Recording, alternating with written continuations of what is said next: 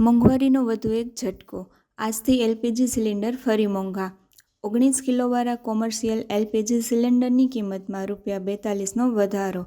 દિલ્હીમાં નવી કિંમત ₹3,113.5 થઈ, જે પહેલાં ₹3,071.50 હતી। અમદાવાદમાં 3,091થી વધીને 3,135નો નવો ભાવ। જોકે ઘરેલું એલપીજી સિલિન્ડરના ભાવમાં કોઈ ફેરફાર નહીં। કચ્છ ગજોડ ડેમમાંથી 6 મગરોનું સફળ રેસ્ક્યુ, સુકાઈ ગયેલા ભાગમાં ફસાયેલા મગરોને બચાવવા વન વિભાગની કાર્યવાહી। 10 ફૂટના મહાકાય મગર સહિત કુલ 6 મગરોને સુરક્ષિત બહાર કઢાયા।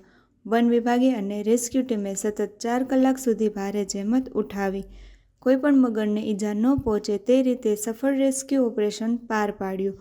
બાદમાં તમામ મગરોને ડેમના પાણીવાળા ભાગમાં સુરક્ષિત રીતે મુક્ત કરવામાં આવ્યા।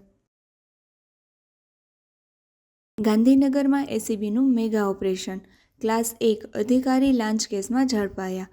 ગાંધીનગર રાજ્યના ભ્રષ્ટાચાર વિરોધી દળ એસીબીએ ગાંધીનગરમાં મોટી કાર્યવાહી હાથ ધરી છે। વિદ્યુત નિરીક્ષક કચેરીના ક્લાસ 1 અધિકારી એબી ચૌધરીની લાંચ કેસમાં ધરપકડ કરવામાં આવી છે। પ્રાથમિક માહિતી અનુસાર સોલાર પેનલ માટે જરૂરી પરવાનગી આપવાના બદલામાં લાખો રૂપિયાની લાંચ લેતા હોવાની ફરિયાદના આધારે એસીબીએ ટ્રેપ ગોઠવ્યો હતો। કાર્યવાહી દરમિયાન ગાંધીનગરથી નીકળેલી અધિકારીની કારની તપાસ કરતા અંદાજે ₹5.25 લાખની રોકડ રકમ મળી આવી હતી। તપાસનો વ્યાપ વધારતા એસીબીએ વિવિધ સ્થળોએ સર્ચ ઓપરેશન હાથ ધર્યું, જેમાં કુલ ₹2.75 કરોડ જેટલો મુદ્દામાલ જપ્ત કરવામાં આવ્યો હોવાનું સામે આવ્યું છે। સૂત્રોના જણાવ્યા અનુસાર આ કાર્યવાહી એસીબીના ઇતિહાસના સૌથી મોટા કેસોમાંથી એક ગણાઈ રહી છે। હાલ એસીબી દ્વારા વધુ તપાસ હાથ ધરવામાં આવી રહી છે અને અન્ય સંડોવાયેલા લોકોની ભૂમિકા અંગે પણ તપાસ ચાલી રહી છે।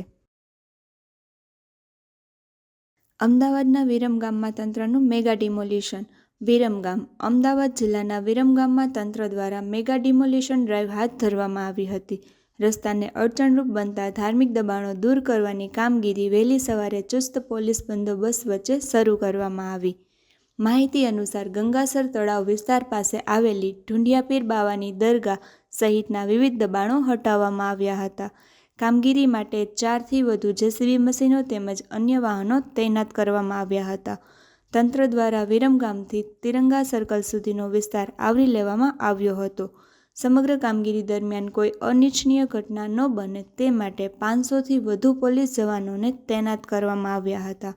અધિકારીઓના જણાવ્યા અનુસાર રસ્તાને અવરોધરૂપ ધાર્મિક દબાણો દૂર કર્યા બાદ માર્ગને પહોળો કરવાની અને ટ્રાફિક સુવિધા સુધારવાની કામગીરી હાથ ધરવામાં આવશે। હાલ સમગ્ર વિસ્તારમાં પોલીસનો કડક બંદોબસ્ત યથાવત રાખવામાં આવ્યો છે।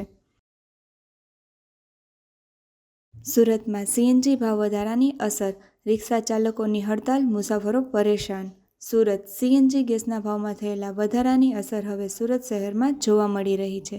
શહેરના ડિંડોલી વિસ્તારમાં રિક્ષા ચાલકોએ હડતાલ શરૂ કરતા સામાન્ય જનતાને ભારે હાલાકીનો સામનો કરવો પડી રહ્યો છે।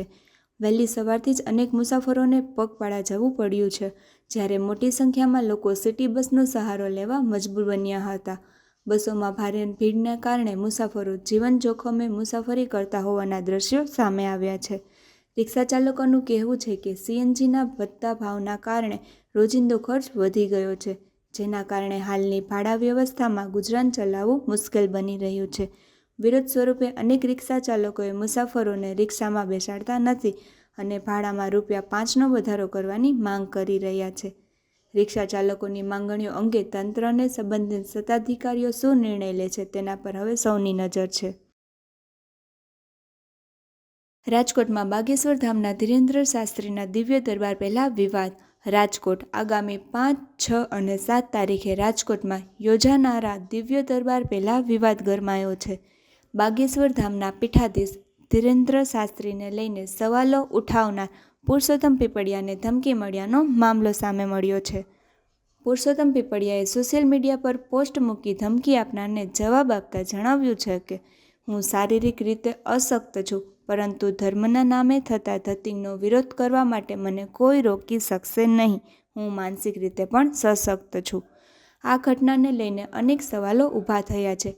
પુરુષોત્તમ પીપળિયાને ધમકી કોણે આપી અને તેની પાછળ શું કારણ છે તે અંગે ચર્ચા શરૂ થઈ ગઈ છે. બીજી તરફ દિવ્ય દરબાર પહેલાં જ શરૂ થયેલા આ વિવાદે રાજકીય અને સામાજિક વર્તુળોમાં પણ ચર્ચા જગાવી છે. હાલ આ મામલે કોઈ સત્તાવાર ફરિયાદ નોંધાઈ છે કે નહીં અને પોલીસ દ્વારા કોઈ કાર્યવાહી કરવામાં આવી છે કે નહીં તે અંગે વધુ વિગતોની રાહ જોવાઈ રહી છે. રાજકોટ બસ સ્ટેન્ડ વિસ્તારમાં ગેરકાયદેસર કારોબાર સામે પોલીસની તવાઈ. રાજકોટ શહેરના સૌથી વ્યસ્ત બસ સ્ટેન્ડ વિસ્તારમાં લાંબા સમયથી ચાલી રહેલા ગેરકાયદેસર કારોબાર સામે પોલીસે તાજેતરમાં કડક કાર્યવાહી હાથ ધરતા સમગ્ર નેટવર્કમાં ખળભળાટ મચી ગયો છે.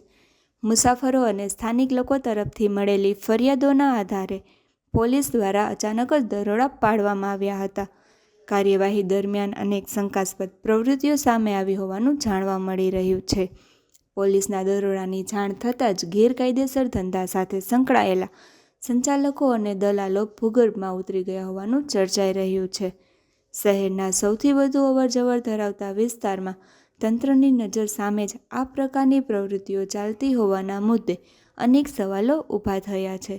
સ્થાનિકોમાં પણ આ મુદ્દે ચર્ચા જાગી છે અને આવા ગેરકાયદેસર કારોબાર સામે સતત કાર્યવાહી કરવાની માંગ ઉઠી રહી છે.